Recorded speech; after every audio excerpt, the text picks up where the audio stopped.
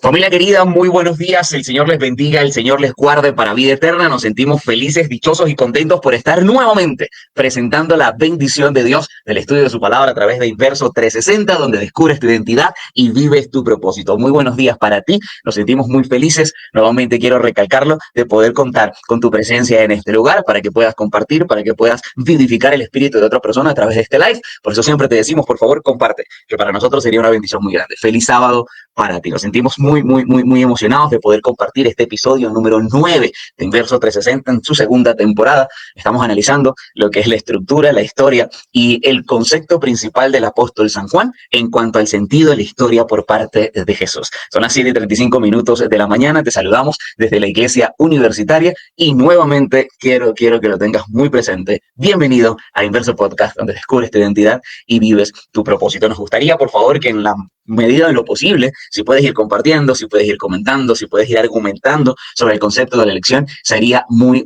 bonito. Estamos analizando la lección número 9, por eso te explico, estamos en el capítulo número 9, que tiene por título La preparación de los discípulos, y está basado específicamente en el Evangelio de San Juan, capítulo número 13. Por favor, tenlo muy pendiente. Capítulo número 13, analicemos un promedio de 35 versículos. Hoy vamos a utilizar muchísimo la Biblia, ojalá puedas tenerla allí con nosotros. La Biblia va a ser muy importante en este sentido interpretativo de la lección, ya que trataremos de analizar un nuevo mecanismo, un nuevo método de concepto bíblico, y yo sé que el Señor nos va a bendecir muchísimo. Queremos darle saludos, muy buenos días a Yuri Margarita, Dios te bendiga, ella dice buenos días, Dios les bendiga en gran manera y les dé hoy palabras de vida a quienes la necesitan. Esa siempre es nuestra oración, tener palabras de vida que influyan en nosotros hacia la vida eterna, y eso sería un privilegio para nosotros en esta maravillosa mañana. También tenemos por acá a Rosaire, que nos dicen feliz y bendecido sábado. Gracias por estar en conexión con nosotros, que Dios te bendiga y que la gracia de Jehová pueda manifestarse en tu vida hoy, mañana y siempre. Recuerden ustedes la preparación de los discípulos. Preparación de los discípulos, muy importante para nosotros, el Evangelio de Juan, capítulo número 13. Eso nos llama mucho la atención porque tiene un concepto especial dado el sentido del amor. Hay una interpretación importante con relación a ello, y una de las preguntas que queremos dejarte al inicio de este inverso, por favor, es que te internalices un momento y analices ¿cómo se reconoce realmente a un hijo de Dios? Me llama la atención porque la estructura del Evangelio de Juan capítulo 13 menciona el sentido de las palabras o las instrucciones casi que finales por parte del Señor para que los discípulos estuviesen bien completamente sentidos, estén ciertamente preparados, estén ciertamente precavidos a los acontecimientos finales que no solamente iban a afectar la vida de Jesús, sino la vida de ellos también. Y qué interesante saber que el Señor les dio una connotación importante, los revistió de algo interesantísimo, les dio ciertas instrucciones, pero hay una en específico que incluso te adelanto, está en el verso número 35, que lo cambió todo. La historia literalmente del cristianismo tuvo dos partes desde esa perspectiva.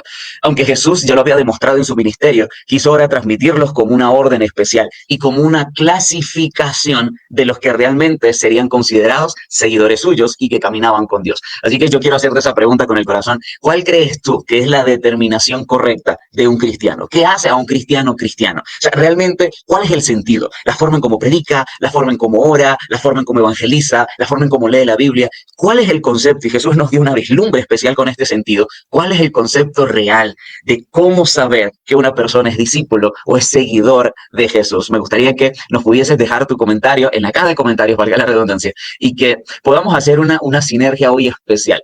Hay una frase también de la sierva del Señor donde ella expresa un sentido muy importante y en lo personal me apasiona muchísimo cuando ella dice: fluye en mí como ríos de agua viva, Señor, que tu espíritu esté en mí y que pueda crecer con gozo.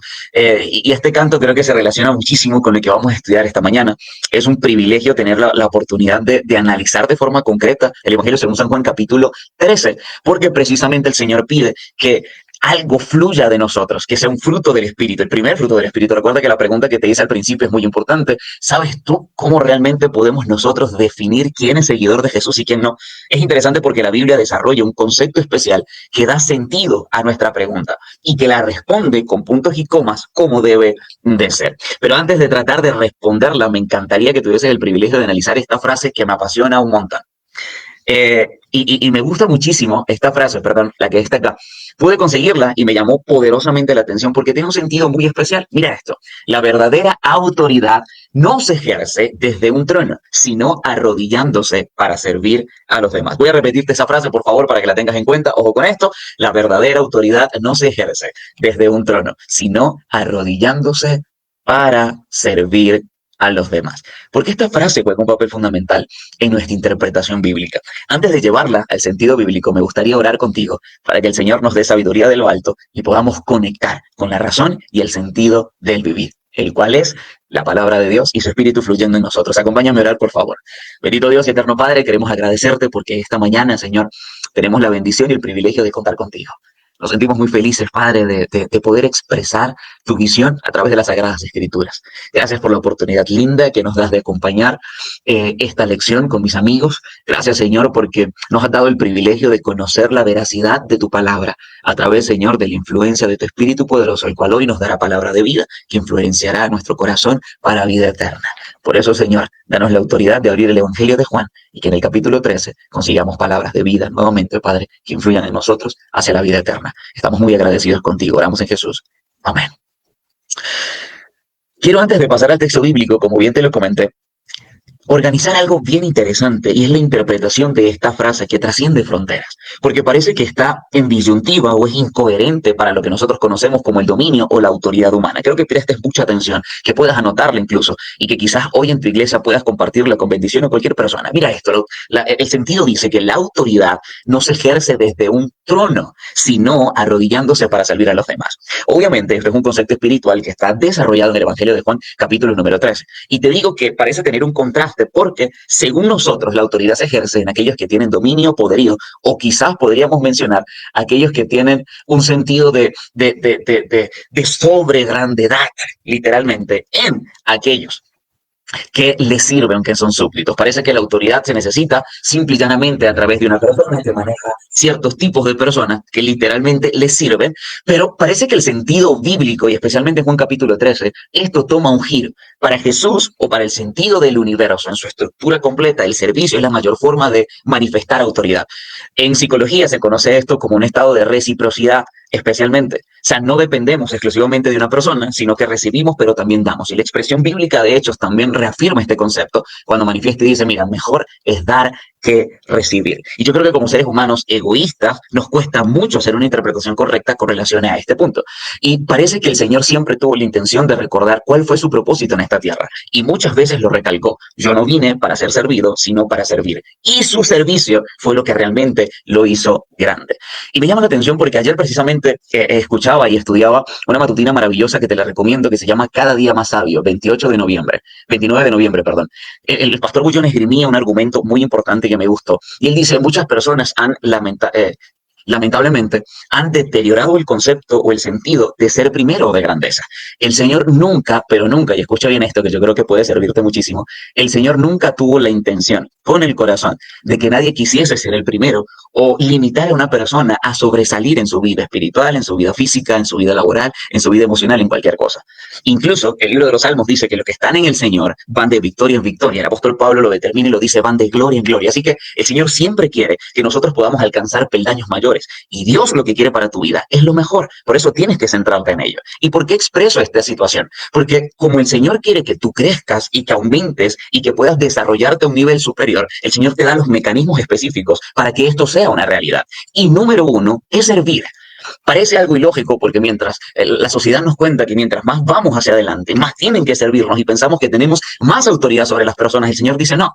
Literalmente ustedes tienen que entender que quien quiera ser el primero deberá ser el último, pero siempre mantenerse en esa fila. No para que lo chasqueen, no para que lo burlen, sino para siempre tener un corazón disponible para servir a aquellos que lo necesitan. Alguien una vez, una mujer célebre que esta humanidad ha desarrollado, la Madre María Teresa de Calcuta, expresó y dijo, quien no vive para servir, no sirve para vivir, perdón. Recuerda esa frase que es muy importante, quien no vive para servir, no sirve para vivir. Y precisamente Juan capítulo 13 da una introducción importantísima en este contexto y te da la oportunidad de escoger esas claves del éxito para siempre ser el primero. Y esto no solamente es un concepto espiritual, sino que hoy la psicología moderna o el coaching ha determinado que el liderazgo servidor es lo que realmente hace una persona persona útil, un buen líder y obviamente un mentor de desarrollo y crecimiento para que otros puedan ser influenciados. Me llama la atención porque hicieron un estudio recientemente, uno de los journals que he estado estudiando. Me llama mucho la atención porque dice que las personas realmente exitosas, además de ser inteligentes y además de ser proactivas, ayudan a desarrollar elementos importantes que sirvan a otras personas a crecer. Los inventos más importantes del mundo han sido los que han desarrollado un beneficio social y comunitario para todos. Así que, ¿por qué te cuento estos términos actuales y por qué lo relaciono al sentido bíblico? Porque tiene una experiencia superior en cuanto a lo que el Señor también superiormente quiso decir. Es algo que no solamente sirve en el sentido espiritual, sino que también es un contexto esencial para el crecimiento emocional, social, vivencial y experimental. El servicio es parte fundamental del crecimiento de la vida, no solamente en el área cristiana, sino en cualquier área de vida. Y nosotros que somos jóvenes, que estamos en proceso de desarrollo, en proceso de crecimiento, tenemos que entender que mientras más sirvamos, más grandes seremos. Emma, buenos días, mi amigo, Dios te bendiga, gracias por conectarte. Estábamos nerviosos, mi viejo, ya, pero bendito sea Dios que ya estamos por acá. ¿Cómo estás? Buenos días, feliz sábado. Estamos bien, gracias al Señor. Amanecimos sin conexión a internet y con la posibilidad de que la recarga que hice desaparezca en cualquier momento. Pero bueno, aquí estamos en Inverso 360. Amén, amén, amigo. Qué bendición. Emma, tratamos de experimentar un poquito uno de los sentidos más interesantes que Jesús mencionó y que por mucho tiempo parece que estuvo oculto, pero que ahorita tiene un sentido especial, no solamente cristiano, sino en el ámbito laboral, en el ámbito emocional. Todo el mundo dice que la realización personal comienza desde el principio del servicio. Por eso nuestra frase insignia para iniciar dice que la autoridad o la verdadera autoridad no se ejerce necesariamente desde un trono, sino que más bien a veces es el concepto de arrodillarse para servir a los demás. ¿Qué opinas tú de este sentido en el contexto de Juan capítulo 13? Bueno, vemos que esa frase nos habla de el liderazgo del Señor, ¿no? Que rompía esquemas. Entonces que los discípulos estaban pensando quién iba a ser el mayor, vamos a ver qué cargo nos van a dar. Diríamos por allí, o se escucha una frase muy bien de ver cómo se enchufaban. El otro quería ser el tesorero de ellos para administrar la plata de ese nuevo reino. Pero el Señor les mostró que su servicio era diferente al servicio que nosotros tenemos en mente, ¿no? De esa manera, sirviendo, arrodillándose, lavando sus pies. Allí mostró la verdadera autoridad. La autoridad, como menciona la frase, ¿no? Al punto que cuando confronta a Pedro, pues le muestra que él tiene la autoridad suficiente y Pedro no se resiste al llamado. Interesante esa expresión, porque tiene que ver mucho también con la frase o con la pregunta que compartí al principio, Emma. Y la pregunta tenía que ver con cómo nosotros realmente definimos a un discípulo. Y hay mucha gente que puede expresar y decir que por su forma de hablar, por su forma de vestir, por su forma de expresarse, por su forma de predicar, por cuántas veces ora, etcétera. Todo esto es muy interesante, pero parece que el Señor encapsuló la definición correcta de quién es un discípulo en el verso 35, y permíteme leerlo para que tú des tu interpretación con relación a esto. ¿Y cómo te parece y cómo es de interesante para nosotros? ¿Y cuál es el análisis que la lección presentaba? Mira que el verso número 35 me llama mucho la atención y vamos a comenzar de atrás para adelante porque creo que vamos a hacer como Jobs en ese discurso que hizo en Stanford. La vida se va uniendo los puntos de atrás en adelante, encuentras tu presente. Pero mira lo que dice el verso 35. En esto conocerán que sois mis discípulos si tienen amor los unos por los otros.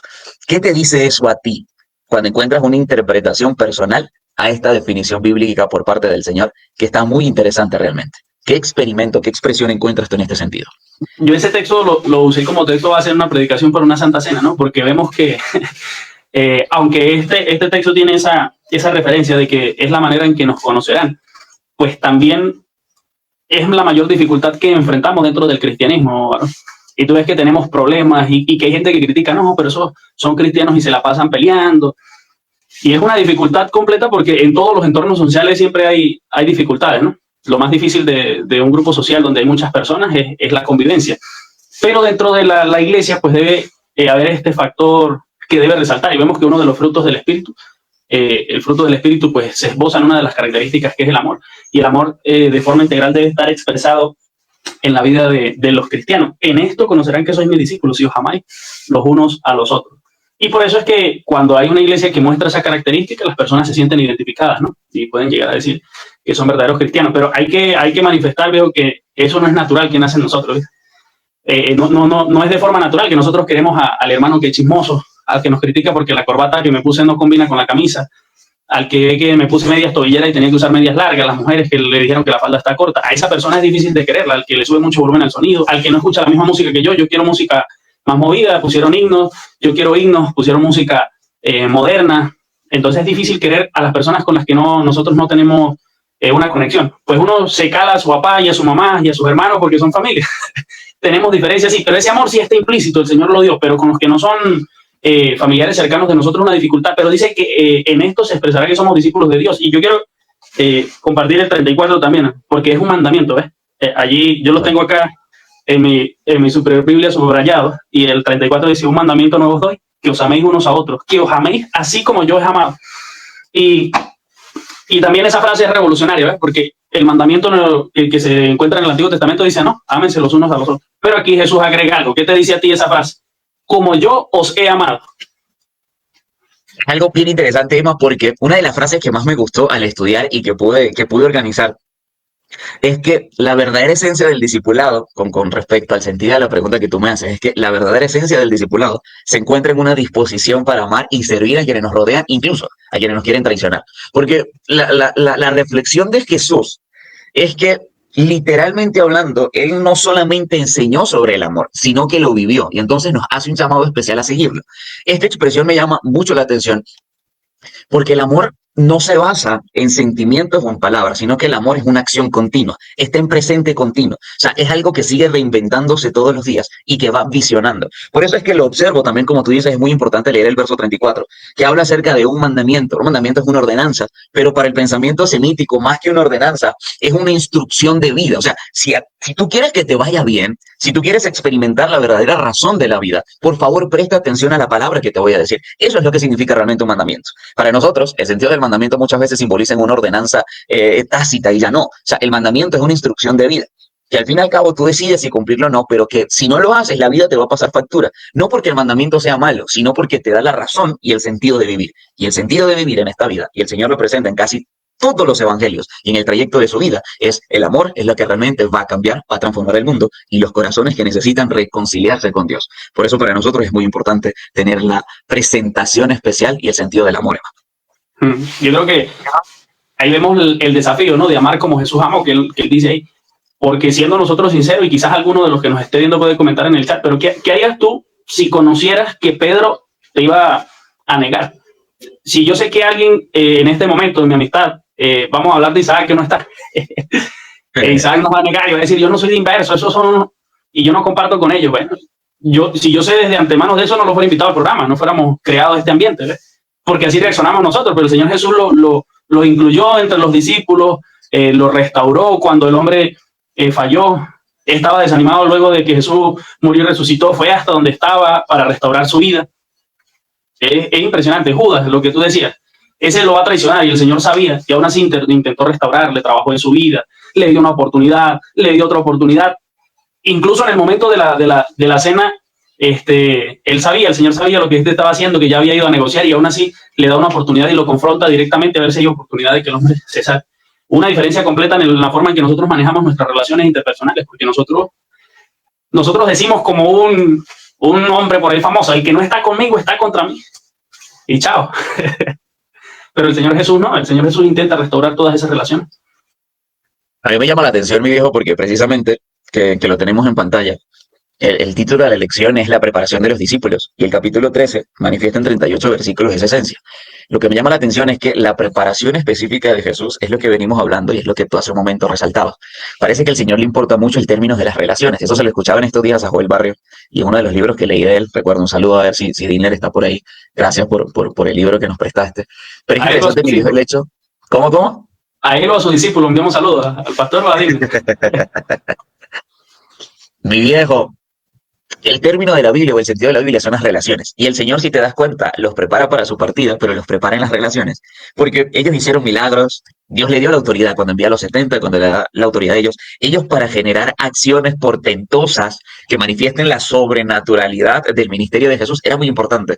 Pero si los discípulos tenían un problema, viejo, es que no sabían hacer relaciones. Y creo que a nosotros hoy nos pasa mucho eso, Emma. Nosotros predicamos bien, nosotros cantamos bien, nosotros queremos hacer evangelismo, pero nos cuestan las relaciones. Alguien una vez dijo, yo no recuerdo, creo que fue Maquiavelo, no sé, perdónenme de pronto que no tengo en cuenta el filósofo que lo compartió, o Aristóteles, creo que decía: mira, con el corazón tienes que entender que tú eres una persona realmente madura y plenamente consciente cuando aceptas los errores de los demás sin que te afecten a ti. O sea, es normal. Eres una persona plenamente madura cuando aceptas a alguien que piensa de forma diferente a ti. Pero creo que en el cristianismo eso nos afecta muchísimo, porque nosotros en vez de querer acercar a las personas a Jesús, nos encanta hacer proselitismo. Parece que nos encanta que vivan la vida según nuestra propia cosmovisión y no dejar que la gente viva su vida en Cristo. Y me llama la atención porque en los minutos finales de la vida, el Señor preparó a los discípulos en términos de relaciones. Él le dijo, mira, ustedes hacen cosas sobrenaturales muy bonitas, pero lo principal y el modelo de mi reino, el cual yo instauro con el corazón, no están preparados para hacerlo. Por eso incluso Emma inicia con el lavado de los pies. Y yo quiero hacerte una pregunta. ¿Tú te acuerdas la primera vez que te lavaste los pies? Bueno, tú sabes que yo vengo de una iglesia evangélica, así que en la cena del Señor pues nunca hacían esas cosas. Cuando yo vi en la iglesia adventista eso me pareció un poco raro, pero sí llamó mi atención. Recuerdo que estábamos pequeñitos y íbamos allí en el cantón a la escuelita y hacíamos el lavamiento de los pies. Yo empecé a preguntar, a investigar y creo que somos los únicos que lo hacemos en el plano de las denominaciones cristianas, ¿no? El pastor de la iglesia de mi mamá, quizás si alguno de sus feligreses nos escucha por ahí porque podemos tener los contactos, el pastor Benito, él siempre expresa que le llama la atención que los adventistas hagan eso. Y ha dicho en sus sermones como que tiene el sentido de quizás en algún momento, en alguna actividad especial, hacerlo para ellos. ¿Y por qué le llama la atención? Bueno, porque es que, aunque para nosotros es menos humillante que para ellos, para los judíos, igual es un desafío postrarse y lavar los pies. Yo no olvido un compañero del liceo que él se bautizó y fuimos a una santa cena distrital. Pero el hombre tiene un problema que él suda mucho. Sus manos transpiran, imagínate los pies. Nosotros pensando, nadie se va a lavar los pies con el compañero. Hubo otro hombre con el que nadie se lavó los pies y entonces ellos discutieron a ver quién tenía mayor sudoración en sus pies y mayores olores. Pero siempre hay alguien, ¿viste? Al que nadie quería servir, terminó sirviendo también. Es un desafío completo esa experiencia. Yo no sé a qué edad tuviste también tus primeros lavamientos de pies. Yo la verdad no me acuerdo, por eso te pregunto y me da cosa, porque ayer que estábamos conversando con Gigi, ella me decía, amor, yo siempre me lavé con mi mamá. De pronto, no sé si mi mamá, que creo que está por allí, se acordará, pero yo no me acuerdo, pero sé que mi mamá me indujo mucho en este aspecto. Pero ¿sabes qué es? Yo he visto padres que le lavan los pies a sus niños, ¿no? Con un sentido de representación. Y esto es muy importante porque marcó la historia del cristianismo y que es una acción que te permite a ti aterrizar. Eso me gusta mucho, porque para mí el lavamiento de los pies es una acción. Es una acción que en psicología le llaman programación neurolingüística. O sea, es programar tu cerebro para que obviamente recuerde, se acuerde y desarrolle la visión, literalmente, de poder encontrarte con la esencia del servicio. Y a mí me llama la atención, Emma, porque el lavamiento de los pies se da en un ambiente no muy chévere. Para nosotros ahorita es chévere dentro de lo que cabe, para muchos sí, para muchos no, pero tiene como una conexión especial con el sentido, el pensamiento, la humildad, el compañerismo, la camaradería. Pero el fundamento del lavamiento de los pies fue un momento incluso, digámoslo así, embarazoso para Jesús.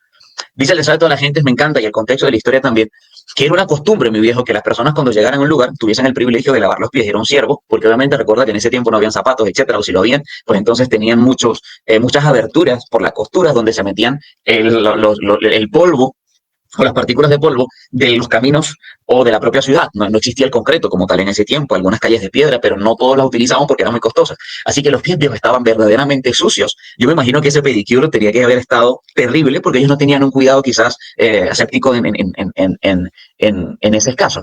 Así que Jesús se queda mirando cuando llegan al aposento, se queda mirando a todos. Eso es bien cómico, porque se queda mirando a todos y todos se miran los pies. Viejo, y la reacción de todos es que se frieguen, o sea, lo siento, perdón esa expresión, pero literalmente, o sea, no, yo no lo voy a hacer. O sea, aquí que cada quien se limpie sus pies. Jesús, dice el a la gente, Jesús se quedó quieto, se quedó estático, esperando que las palabras que él había comentado en el camino, desde el verso número 1 hasta el verso número 4, pudiese desarrollar una veracidad en ellos, pero no hizo mayor esfuerzo en sus corazones. Parece que lo que el Señor expresó entró por un oído y salió por el otro. Así que Jesús, dice el verso número 4, se levantó de la cena, se quitó su manto y tomando una toalla, se la ciñó, perdón, y luego puso agua en una vasija y comenzó a lavar los pies de los discípulos. Por eso te digo que es una situación bastante compleja. O sea, el lavamiento de los pies, su intención me llama la atención. No voy a desmeritar a Jesús, Emma, no voy a desmeritar a Jesús, pero su intención no fue lavar los pies a los discípulos, no porque no quería, sino que quería dar una lección especial. Es como cuando están en el monte con la alimentación de los 5,000 y le dice, muchachos, háganlo ustedes. O sea, él esperaba que ellos acudieran a Jesús para manifestar un poderío y solamente comenzaron a cuestionarse si ellos tenían los recursos o no para hacerlo. Muchas veces cuando Jesús nos da nos muestra una orden o nos muestra un camino. Muchas veces queremos argumentar en contra de ese proceso de vida. Así que mi viejo, para mí desde que entendí esto, el lavado de los pies, que ahorita lo hago con mi esposa, ha tomado un sentido realmente distinto, Emma. Porque entiendo que eso quiere decir que como seres humanos estamos completamente indispuestos para servir a los demás. Pero por la gracia del Señor y por su ejemplo, tenemos el privilegio de vivir como Él vivió. Amén. ¿Sabe que eso que dice yo creo que choca, ¿no? con la corriente que nos enseñan acá en Occidente? Y es que decir que se nos está preparando para el servicio suena a como diría otro hombre del momento, a que están preparando borregos y no leones. Pero no es ese el sentido, porque vemos que el sentido completo de la vida es el servicio. Un verdadero líder debe estar dispuesto a servir. Esa es la mayor dificultad que tenemos en todos los aspectos, que tenemos líderes autócratas, personas que quieren es imponer su forma de pensar y que no evalúan el servicio y las necesidades de las personas. Es un punto interesante. ¿Sabes que hace poco veía una explicación de alguien que estuvo en Oriente, en Japón, y comió y fue a dejar propina, ¿no? Y tú sabes que aquí quizás uno no tiene esa práctica tan común porque no va a lugares tan prestigiosos, pero hay lugares que es obligatorio dejar propina aquí en Occidente. Y entonces él fue a dejar propina allá y la persona le rechazó. No, yo no puedo recibirte eso. Yo estoy aquí para servir. Y tú puedes pensar, entonces vemos la preparación, ¿no? Porque he visto noticias de mesoneros en los Estados Unidos que se molestan. ¿Y cómo me vas a dejar $2 y $3 si yo estoy aquí atendiéndote? Digo, pero es que ese es tu trabajo, o sea, tú eres un servidor. Y el occidental pues tiene esa preparación cultural para decir, no te recibo, quizás otro extremo, ¿no? Pero no recibo porque es que mi trabajo es servir. Pero quien está claro que vino al mundo no para liderar y para estar golpeando personas, imponiendo su forma de pensar, sino para servir, pues tiene un mejor estilo de vida, tiene una mejor dirección, porque no va a estar pensando, ¿por qué la gente no responde como yo quiero? No, es que tú vienes a ser un servidor y es tu servicio el que dirige a las personas. Y por eso Jesús aquí está lavando sus pies, pero sabemos que está lavando sus corazones y está reenfocando le está dando un nuevo enfoque a su liderazgo, reenfocando su liderazgo, porque ellos estaban pensando en muchas cosas, en hacer muchísimas cosas, pero el Señor le dice, mira, ustedes van a ser líderes espirituales, vamos a impartir el mensaje del reino, pero ustedes tienen que servir a estas personas. Estas personas no son para que ustedes manden. Aquí no es que necesitamos muchos caciques, necesitamos caciques, pero que también sean indios, que puedan enseñar, no solo mandar, sino mostrar en sus vidas el verdadero servicio. Eso se expresa, Emma, en la frase de Jesús cuando le dice, vengan y yo los haré pescadores de hombres. O sea, el Señor dice, no vayan, sino que su expresión siempre fue, vengan que yo los mentoreo. Y el propósito de la iglesia siempre ha sido ese. O sea, es un sentido tan especial el tener el privilegio de guiar a otros hacia el éxito que mi viejo, o sea, me llama la atención porque saliéndonos un poco del concepto espiritual, Emma, los mentores más grandes de esta vida, viejo, son personas que poseen bastante dinero, que poseen riquezas. Pero el sentido de ellos no solamente está en sus tipos de inversiones, en sus tipos de relaciones, sino en la forma como ellos quieren compartir el concepto de cómo lo hicieron o cómo los ayudan. Digamos, en términos latinos, porque en Estados Unidos y en Europa hay muchísimos, pero latinos tenemos, no sé, de pronto un Daniel Javif, tenemos un Yoko Kenji, incluso hasta el propio Dante Gebel, que utilizan sentidos especiales para compartir visión. Jürgen Klarik, que es el especialista en neuromarketing y que ha hecho que muchas personas en el concepto de la neurociencia de las ventas crezcan y aprendan a ser mejores vendedores. Me llama la atención porque si el mundo está utilizando, Emma, este sentido y esta visión de vida, que tú creces mediante el servicio al mercado y compartir lo que tú tienes y ayudar a otros a que alcancen incluso tu mismo nivel, porque a veces a los cristianos nos cuesta un poquito eso. Y obvio, no quiero generalizar, pero siento que Dios nos ha dado una oportunidad especial y creo que nosotros somos los primeros regañados en este sentido por el concepto de liderazgo que ejercemos para con la iglesia. Y eso que no estamos a un nivel superior, digamos, que como departamental o incluso, o sea, pero es interesante entender que muchas veces para nosotros las órdenes se convierten como en manjar de cada día, pero el sentido de guiar no es el sentido especial de nuestra vida y es donde nosotros fallamos en nuestro liderazgo. Y lo que tú dices es importante, Jesús redireccionó su esencia de vida. Y a mí me encanta además que tú experimentes eso, porque nuevamente recalcamos, los discípulos estaban preparados para muchas cosas sobrenaturales, pero para la relación con Dios y la relación con el prójimo lamentablemente no lo estaban. ¿Nos estará pasando eso a nosotros hoy? Importante hacernos esa pregunta. Permíteme compartirte un comentario antes que hagas el tuyo, que nos hace aquí Rosaire. Ella nos dice, mira lo siguiente, cuando el Señor dice, así como yo los he amado, hace una interpretación del texto que estudiábamos hace un momento, lo dice porque Él nos ama aunque le fallamos. Es interesante esta interpretación. Aunque nos apartemos, aunque lo traicionemos y lo neguemos con nuestras acciones. Y es algo que debemos reconocer, que nosotros también le fallamos a Dios y a nuestros prójimos. Pero cuando nos fallan a nosotros es que viene el problema, porque somos muy egoístas. Solo nos importa cómo nos sentimos nosotros mismos. Ese es el corazón egoísta del ser humano, que lamentablemente desconcierta el sentido de la vida del Señor. Mira lo que dice Yuri también. El lavamiento de los pies debe ser con conciencia de saber que he ofendido a Dios en la persona de alguien. Viejo, esto está interesante. Mira eso. El lavamiento de los pies debe ser conciencia de que he ofendido a Dios en la persona de alguien. Y esa persona con quien debo limar asperezas, que me ponga en cuenta con Dios. El término de relación hay que entender también que, recuerda, por cuanto se lo hiciste a uno de mis hermanos más pequeños, recuerda la expresión de Yarita, a mí me lo hiciste. Y ella termina su comentario diciendo, también vemos a un Jesús que no obliga, sino que da el ejemplo de lo que debe de hacerse y cómo debe de hacerse, y a quienes debemos incluir especialmente, a todos. Emma, y me gustaría que comentaras esta parte porque me llama la atención este sentido. Jesús no le reprocha a los discípulos con palabras, sino que hace un reproche, pero un reproche amoroso, a él tomar el lugar de los discípulos. ¿Cómo experimentas tú esto en el liderazgo? Sí, porque directamente Jesús, como decía esa seguidora fiel llamada tu mamá, el Señor lo mostró con el ejemplo. Más que una orden directa. Él fuera dicho, mira, es momento de que cada uno agarre una taza, agarre su trapito y se van a ponerse a lavarse los pies. Pero quizás no estaríamos reflexionando hoy en ese texto como lo estamos haciendo. Pero la forma que el Señor Jesús pues utiliza es poderosa. Y la redirección también la da, como decimos, en el liderazgo cristiano, pero también en nuestra vida de forma personal, ¿no? Y lo decía también nuestra otra amiga que comentó, porque sabemos que nuestra naturaleza pecaminosa es egoísta y que el producto del pecado es el egoísmo. Por eso es que es tan difícil nosotros responder a esto. Pero aparte de que es un llamamiento del Señor, que es un mandato, es que Él mismo coloca en nuestras vidas el amor. Entonces es como que yo te diga, haz esto y te doy, ve y compra esto y te doy el dinero. Vamos ganando, porque el Señor está trabajando, ¿no?, en la restauración de su imagen en nosotros. Sabemos de este concepto que el doctor Leo lo mencionaba mucho. La restauración de la imagen de Dios nuevamente en nosotros. Y en ese proceso, pues Él está ayudándonos a matar esa naturaleza egoísta y darle nacimiento a esa naturaleza amorosa que se desprende de Él. Por eso es que en la iglesia se debe mostrar esto, ¿no? Ese es el fruto que caracteriza a sus discípulos. Esa es la preparación que el Señor quiere darnos como discípulos.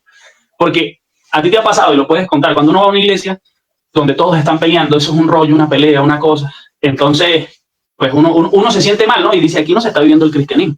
Cuando nosotros estamos en una situación así, pues se pierde completamente el enfoque. Por eso tú dices, el Señor tiene dos propósitos en el cristianismo: relación con Dios, relación con los demás. Y allí se engloba la mayor parte de nuestra experiencia cristiana, ¿no?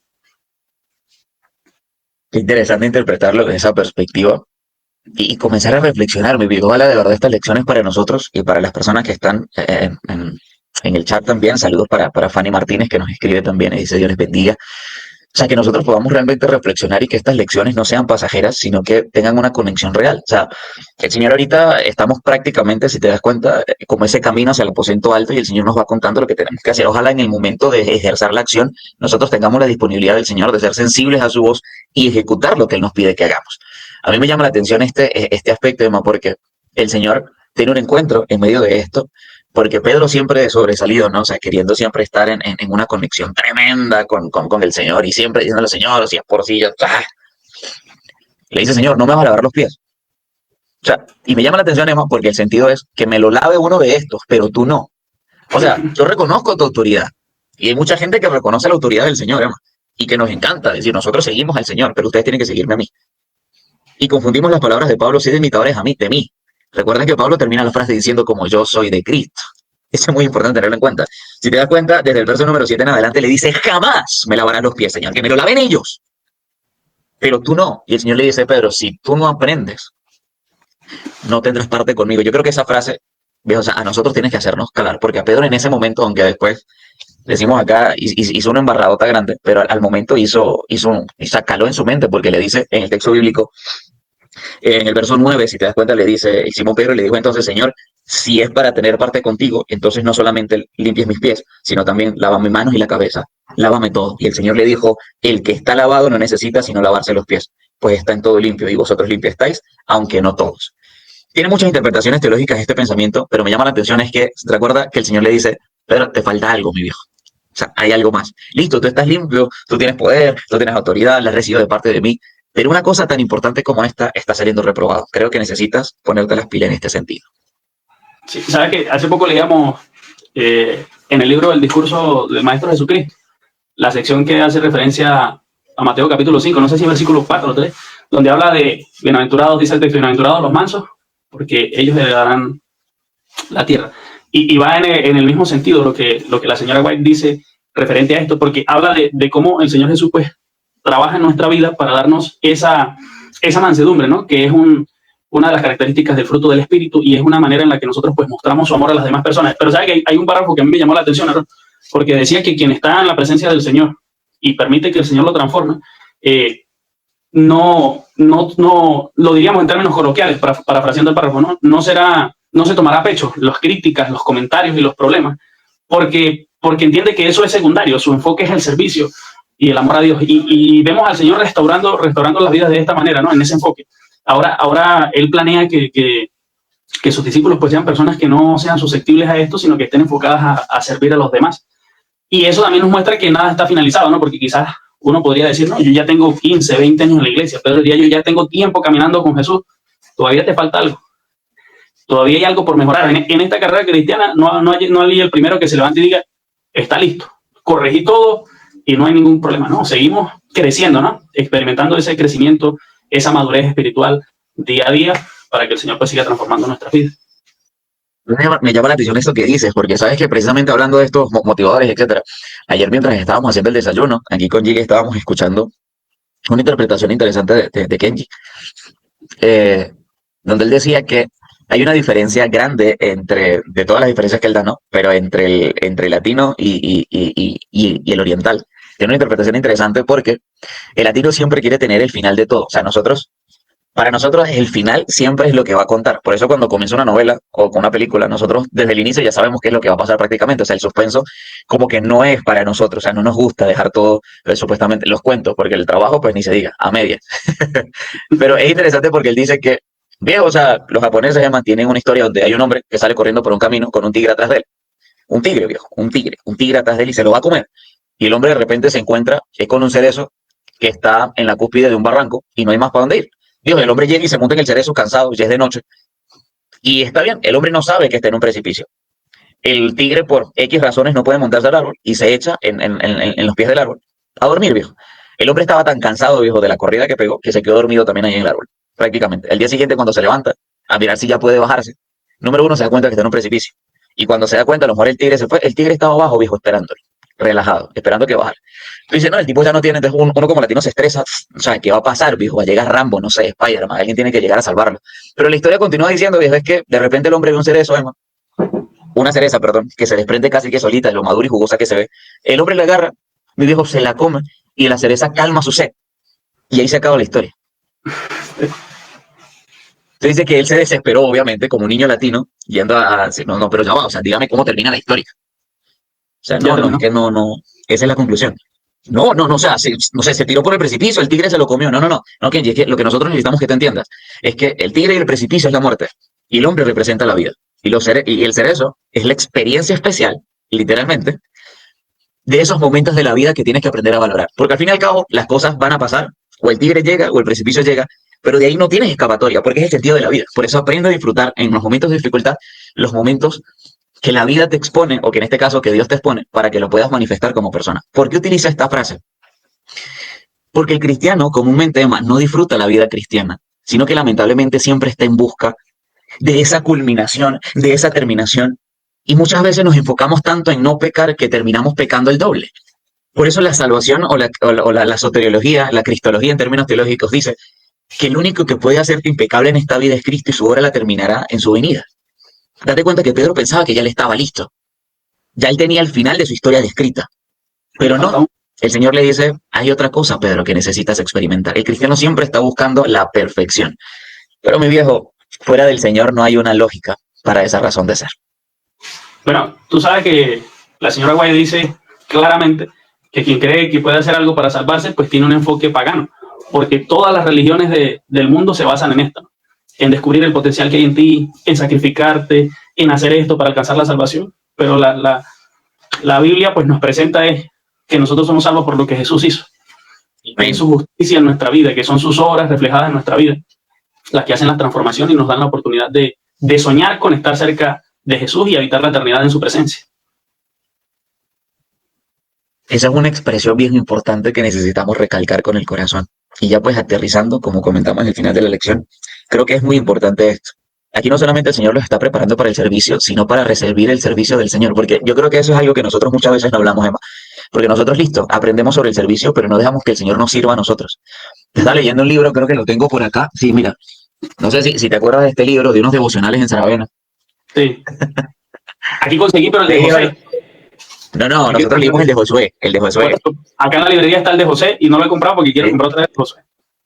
Viejo, me llama la atención porque encontré ayer un párrafo que me explotó la cabeza donde dice, hay muchas personas que están en el sentido de liderazgo y quieren servir, pero quieren servir a su causa y piensan que en el puesto en el que están tienen la autoridad para darle vuelta o para darle un sentido diferente al plan de Dios porque creen que no es el indicado ni es el correcto.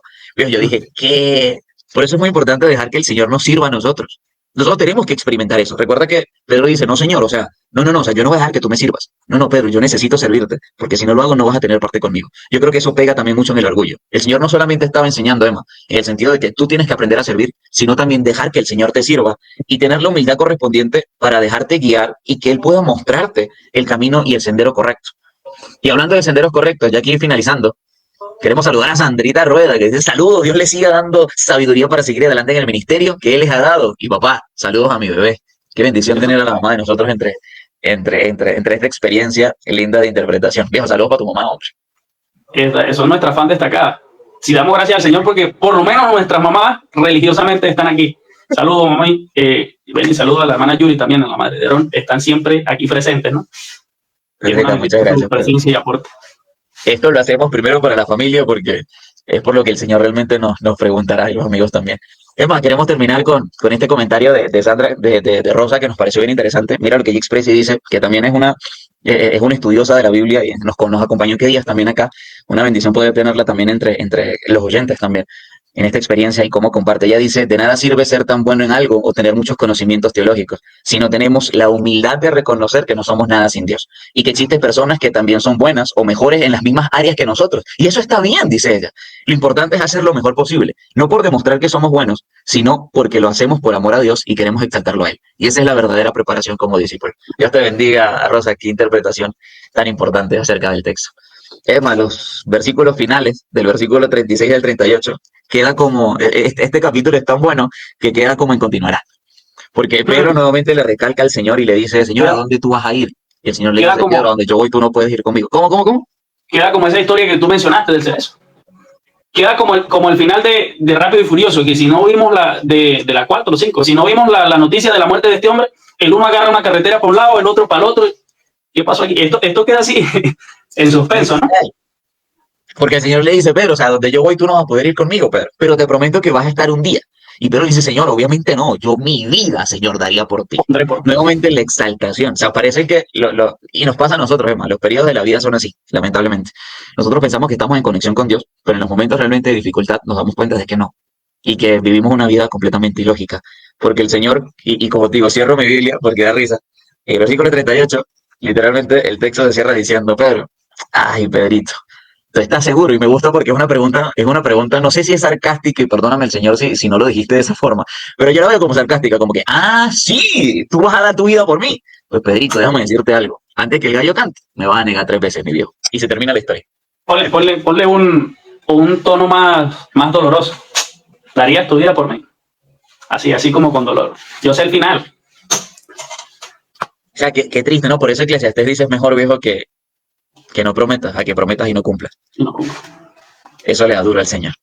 Emma, qué interesante interpretación de la Biblia y yo creo que el Señor tiene que hacer algo bueno con nosotros.